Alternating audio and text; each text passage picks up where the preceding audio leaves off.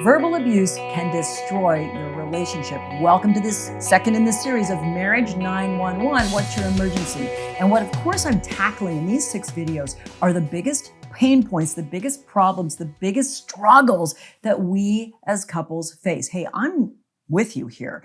I'm in a great marriage with a great man, and we still struggle at times. So let's get really real about the prevalence and intensity of verbal abuse in way too many relationships. Well, Dr. Cheryl, how are you defining verbal abuse? That's a fair question. I'm talking about everything from overt yelling, screaming swear words, super nasty things, critical, contemptuous. You're such a loser. I don't even know why I married you. Why am I even in this relationship? I can't do this anymore. Threats, ultimatums about the relationship, like I just mimicked. I can't do this anymore. I'm out of here. I want a divorce. No one could live with you. These are obvious signs of verbal abuse, and it's what happens when we're flooded. Flooded is a shorthand term that means diffuse physiological arousal, or DPA. What it means is you're super freaking upset. And when we're in that elevated state, a lot of biochemical changes happen. You can learn about it another time that lead us to be irrational. You know this if you've ever had a flooded argument, even if you don't resort to overt verbal abuse like yelling, swearing, saying super cruel things, threatening to break up. You know that you have said irrational things. It's not entirely your fault. When we are dysregulated in that way, when we're flooded, we are not rational, and we can go down the spiral, death dark rabbit hole into rehashing every old wound and never seeming to get out of that same repeating argument. But verbal abuse can be a lot trickier than those obvious ones. So those of you watching right now that are thinking, thankfully, we don't tend to go there even when we're really upset. Your forms of verbal abuse, or shall I say verbal unhelpful behavior, might be bickering. It might be little points of criticism where you're a person, and I can sometimes do this. I have to really watch out for this because I'm a bit of a control freak and a perfectionist, is that I can point out to my sweetheart, oh, could you do that differently? Or, oh, there's a better way to do that. Or thanks for that, but.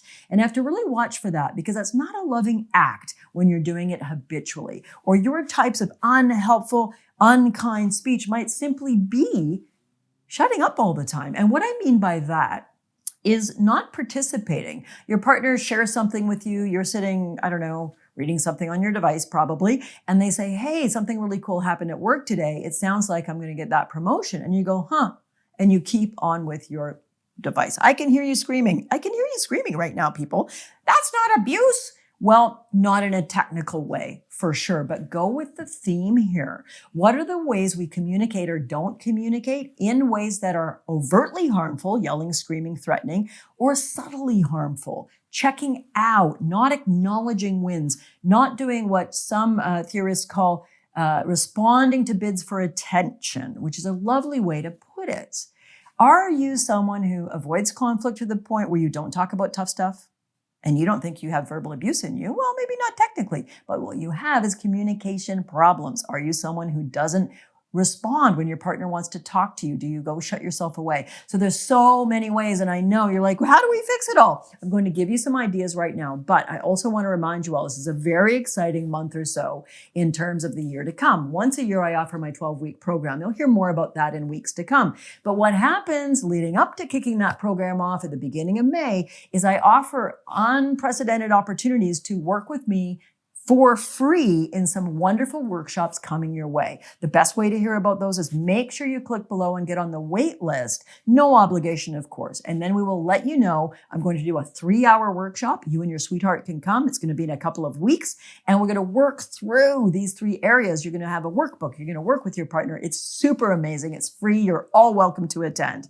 But in order to get the registration link, get on the VIP wait list so we can send you that. And if you don't want to come, no problem. There'll be some other free classes with me coming, chances to jump on a Zoom with me and ask me your questions, etc. So get on that and you'll hear about it. And of course, you'll hear about the course when it kicks off towards the end of this month. Okay, so what can we do, Cheryl, about our verbal abuse or our unhelpful communication styles or the ways we let each other down? First of all, you need to learn, and this is hard.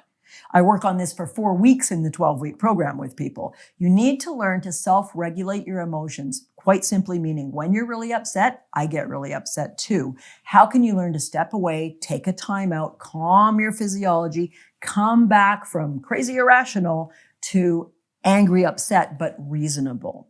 Secondly, you need to learn on a daily basis. This is like an antidote to the poison of nasty speech, is to learn how to be kind in your speech. And I fail at this too. I can come across as irritable, snappy. It's something that's my life's work to keep working on.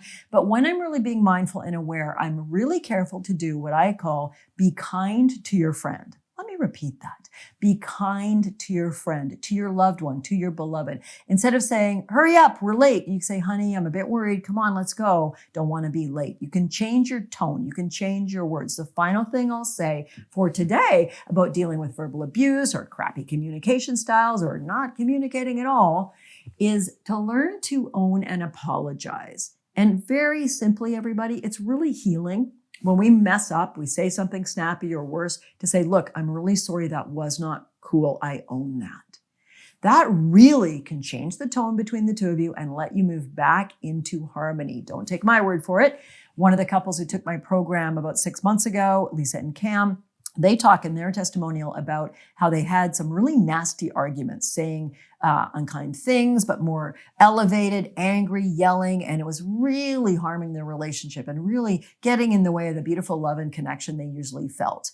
And through the Become Passion program, that's the 12-week program, they learned these skills. Again, the first 4 or 5 weeks of the program, I build in skills to help us learn to communicate differently, more deeply, how to handle the toughest stuff, and more. And they talked about how they are doing, I think I can quote them here, so more or less, she says, we're doing so much better. And her wife's like, yeah, we really are. Because they decided to make love intentional. They decided to make their relationship matter. I know you have decided that too, or you wouldn't be watching this video. And I really cherish that. And I want to thank you for your time and attention. I would love the chance to get to meet you in person in the next month or so. So if you want to hear about all those free events and then the upcoming big course with me, make sure you get on that wait list. We won't hassle you. We won't spam you. We'll just invite you to really unique opportunities. For now, shut up and be kind. Watch your manners. And tell your sweetheart you love them more often.